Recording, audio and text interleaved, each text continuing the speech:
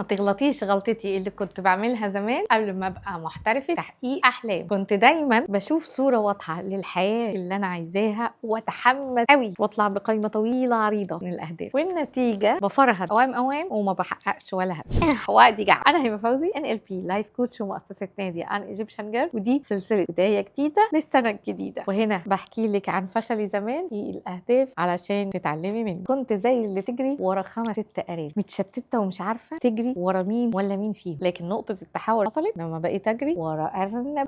عشان الشطارة مش في الجري ورا الأهداف الكتير، الشطارة والذكاء إنك تعرفي ترتبيهم وتفلتريهم، الأهم فالمهم فالأقل، وهكذا. فتعرفي تركزي على هدف تستفرطي بيه. طب وأعرف أرتبهم إزاي؟ كم سؤال تسأليهم لنفسك، ودول هيساعدوكي في إن أنت تعرفي ترتبي أهم فالمهم، وهكذا. نحط فنجان القهوة ونكمل. آخر سؤال، أهم سؤال، أنهي هدف لو بدأت بيه دلوقتي هيغير حياتك 180 درجة؟ أنهي هدف هيأثر على أكتر من جانب في حياتك؟ علاقات، شغل، صحة. كل ما يكون بيأثر في جوانب أكتر كل ما يكون تأثيره قوي ويسحب الباقي وراه. أنهي هدف لو استمريتي على عاداته 30 يوم هتحسي بتغيير حقيقي؟ وأخيرا، إيه الهدف اللي مأجلاه بقالك سنين مش عشان مش قادرة لكن عشان خايفة؟ غالبا ده بيكون بداية قوية. قوليلي إيه الهدف اللي فكرتي فيه وانت بتسمعي الأسئلة دي، وافتكري إن القوة مش في عدد الأهداف، هو في الاختيار الصح. ولو عايزة حد يساعد إنك تعرفي ترتبي وتختاري أهدافك الحقيقية الصح للسنة الجديدة، يبقى لازم تحجزي مكانك معانا في ورشة لوحة الأحلام أو الفيجن بورد. اسألي الناس اللي حضرت السنة اللي فاتت، هنسيب لكم الريفيو في الستوري. يلا بسرعة الحقي خصم الحجز المبكر، اكتبي لي سنة جديدة وهنبعت لك التفاصيل. وبس خلاص.